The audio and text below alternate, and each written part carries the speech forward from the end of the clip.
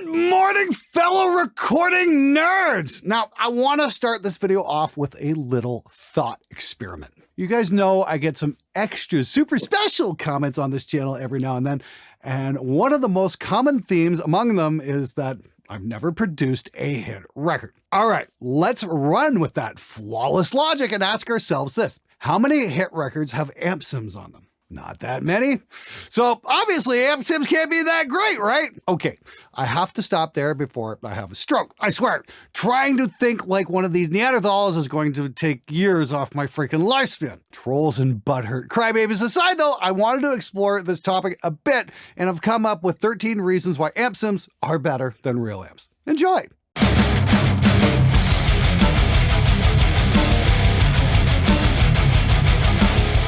Number one, they're far cheaper. Now, I have some very nice, extremely expensive tube amps sitting behind me here, and it's a collection that I have acquired over the period of the last 2 decades. Now, some of these are absolute top-of-the-line amps, and I absolutely adore working with them.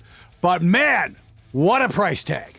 This is a Rev G20, a great little amp that costs roughly $1,300. Don't get me wrong, Rev amps are second to none, but I also understand not everybody has $1,300 burning a hole in their pocket. Now on the amp sim side of life, this is the RVXX from Audio Assault.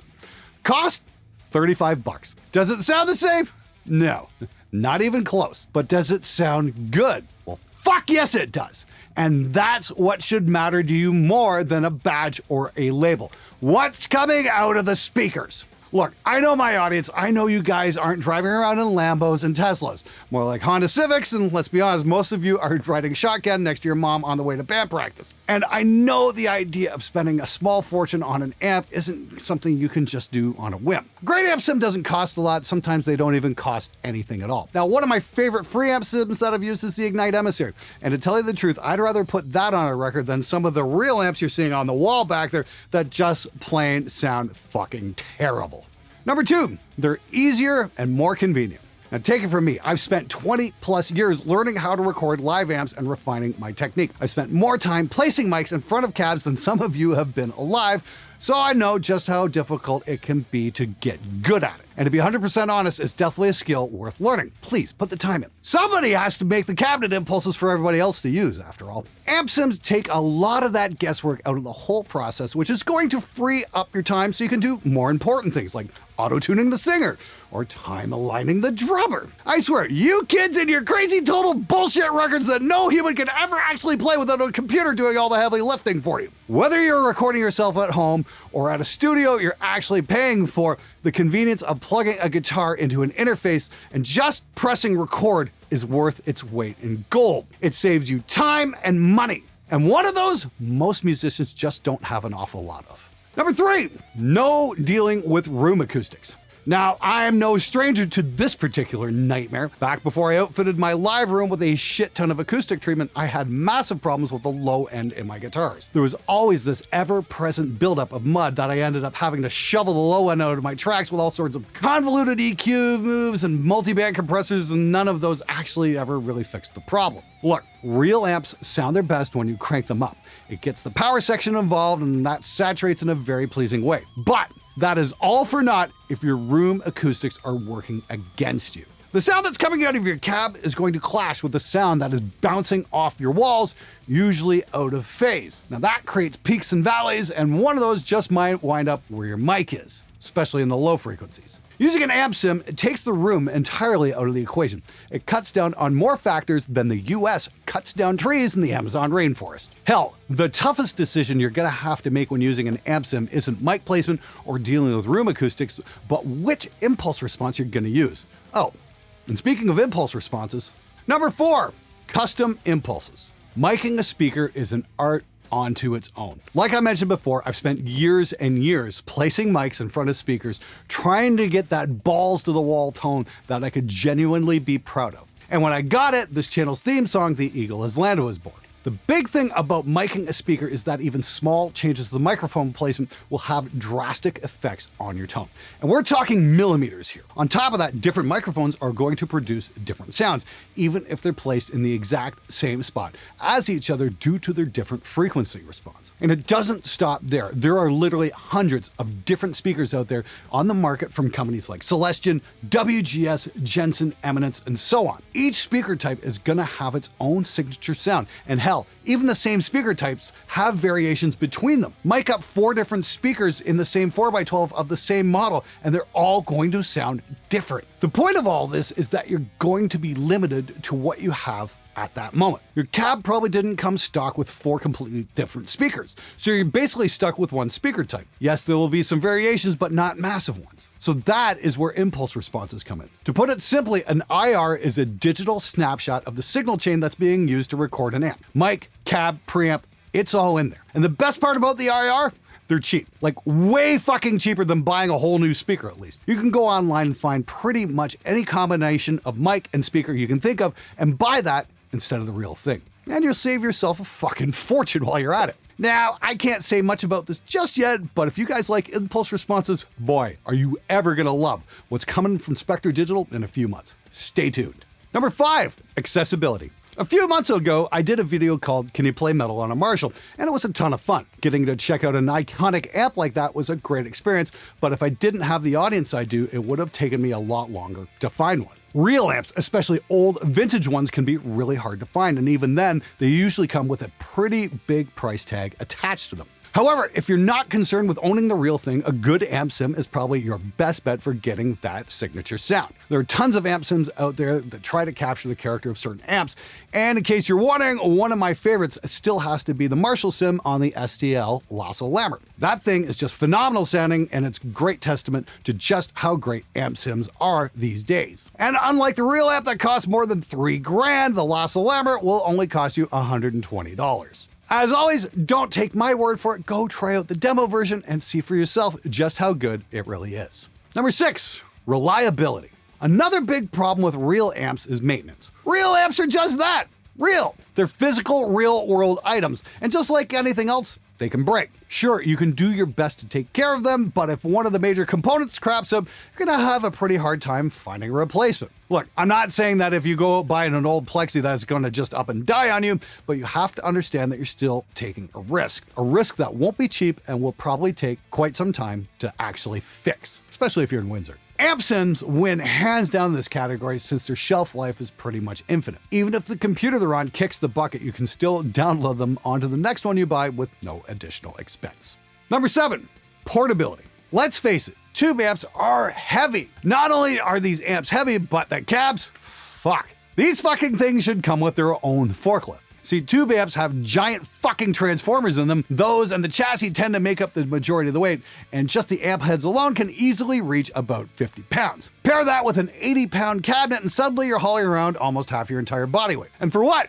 To impress the audience? Spoiler alert! They do not give a flying fuck! They came to be mentally entertained and not to watch you mentally masturbate all over your gear. We'll have more on that in a second. Heavy on the moron part. On the other hand, if you don't mind playing with an amp sim, all you really have to do is bring one of these. Except not an Acer, because Acer sucks. That's it! Your setup will be far easier and you'll have far more room on stage, and your spine will remain intact. However, I make no guarantees that the club sound guy will have any fucking clue how to hook the fucking thing up or send you a decent monitor mix, so good luck with that. Amp sims can also be a lot more forgiving than real amps when you're out on the road. Maybe you're driving to your next show and you just want to jam and pass the time. Newsflash, Brainiac! Your broken down van doesn't have an electric socket. Or let's say that you're staying at a hotel for the night and you get this cool riff idea that you want to hear amplified. Well, good luck even playing on a practice amp there. Chances are you're gonna be thrown out on your ass before you can even say, "But that's my sound, man!" And to the smartasses out there who are asking, who the fuck plays their guitar in their hotel room? I'll tell you who. Passionate musicians, that's who. Don't believe me? Kirk Hammett wrote one of the best known riffs in the world, Enter Sandman, at 3 a.m. in his hotel room. It just goes to show that great music can be written anywhere. That's people at the front desk, they're dead. 8. No pissed off neighbors.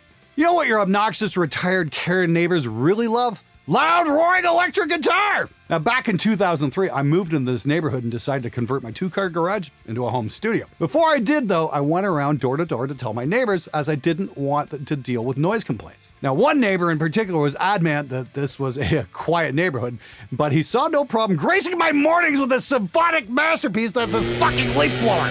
I have lost track of how many times I've wanted to walk over to his yard and just break the fucking thing in front of him. Unfortunately, this is a situation that many people are going to have to deal with, especially those who live in apartment buildings. Like I mentioned earlier, tube amps tend to sound their best when they're cranked, and that's not a luxury most of us have. With an amp sim, that whole issue is completely non-existent. You can use them at whatever volume you like with your monitors, and if it's late, you can just put on a pair of headphones and you're good to go. Just make sure you don't tap your foot to the metronome, otherwise the people living below you might come knocking on your door.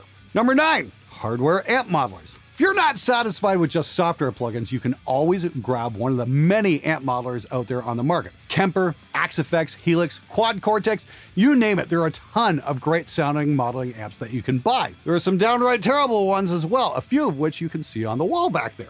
Now, some of you might be asking, but Glenn, why would I want an expensive amp sim in an ugly-looking box? Okay, first off, let's get something clear. Please don't call the Kemper ugly. It's still in therapy from all the bullying. And number 2, some people prefer the immediate feedback they hear when turning a knob. Feels more natural than turning a dial on a screen with a mouse. If that's your thing, go for it. Number 10, they can sound very close to or indistinguishable from the real thing. Now, a few years back, I did a blind shootout between 4 amp sims and a real amp. And I asked you guys if you could tell which one of the amps was the real amp. Well, turned out most people got it wrong. And the winner of that shootout wasn't the 5150 that we used, but the Waves PRS Argon. And that's not really surprising because human perception is flawed. We tend to listen with our eyes more than with our ears. And when we take away any visual indicators, it can get harder to distinguish things from each other. It's also harder to pretend you know what the fuck you're talking about. Seriously though, amp sims have come a long way in the last couple of years. Some of the better ones are already well in competition with real amps, and based on the few I've been playing with recently, I think it's only a matter of time before they'll become adopted pretty much everywhere, even by the major players. Number 11, the advancement in processing power. Now, as technology marches forward, the size of the components in any given device gets smaller and smaller. This is known as Moore's Law. And as it goes on, the processing power of consumer-grade tech increases. Back in the day, running an amp sim could eat up a good chunk of your CPU resources, and good fucking luck putting 5 or 6 instances on one project. Thankfully, with how far processors have come, that just really isn't an issue anymore. More processing power also means that amp sims can be made better. The sound can be processed faster, more effectively, and it can even allow for more dynamic playing, something that most amp sims haven't really figured out yet. It's more like a take it or leave it scenario that doesn't take into account softer playing. But with how far things have come and how fast they're moving forward, we can expect to see the next advancement in amp sims sooner rather than later. Number 12, insurance. What do I mean here? Good engineers do their due diligence and take DIs of everything they can, and this includes electric guitar. Let's say you have a client come in with a shitty amp and they insist you mic it up. You need to know ahead of time that it's probably not going to sound all that good, so just take a DI on the side, and when they leave, slap an amp sim on it. Maybe you get a chance to record a top-of-the-line amp, but maybe you're just not that good at it yet. Something goes wrong, and the tone you thought was great ends up sounding more like somebody torturing a frog. Now the band took the amp home, and you can't reamp it. So what do? Slap an amp sim on. You'll save your session in either scenario, and the people you're recording probably won't even be able to tell what you did, even if they insisted on their sound. And that brings us to the final point. Number 13, the listener does not give a flying fuck. Now, this might come to a shock of some of you, but hear me out on this one. Your audience does not care about your guitar tone. No, really, nobody fucking cares. The worst thing you can do as a musician is to dwell on the perfect sound. Guitarists in particular love to do this shit. They'll drool all over themselves, their gear, and their tone, all the while ignoring the bit that actually matters most to the average listener. The fucking song! Look, even if you're the most technically skilled guitarist on the planet, people do not give a fuck. They don't care how fast you play, and more importantly, they don't care about your sound. And ultimately, they don't care if your song is using a real amp or an amp sim. They care about being entertained, connecting to the song, not what you used to make it. Now, sure, some snobbish cockwipe might say, I can tell that's an amp sim because the mids sound plastically. You need to get a real amp. Or some other fucking bullshit like that. Rest assured, that guy is just one of 1,000 opinions. And his opinion does not matter. And well, let's just be honest here, he's probably not all that high up on the IQ scale either. Let's just cut the bullshit here. We could all probably use a reality check once in a while. We as engineers and musicians tend to turn into complete nerds when we talk about gear. We're so invested in our toys that we tend to forget what we really set out to do. And that is to make great music. Amp sims, real amps, they're just tools. To put it another way, when have you ever heard an electrician talk about his tools the way guitar players talk about their gear? I'm gonna guess never. Yes, the sound is important, but is it so important that we lose sight of what makes music great? Do me a favor and keep this in mind the next time you grab your guitar. Whether you plug into your amp sim or a real amp, just play with some fucking passion. All right, everybody, that's it for this episode. Thanks so much for watching. Make sure you hit that subscribe button because next week we're going to take a look at 13 reasons why real amps are better than amp sims.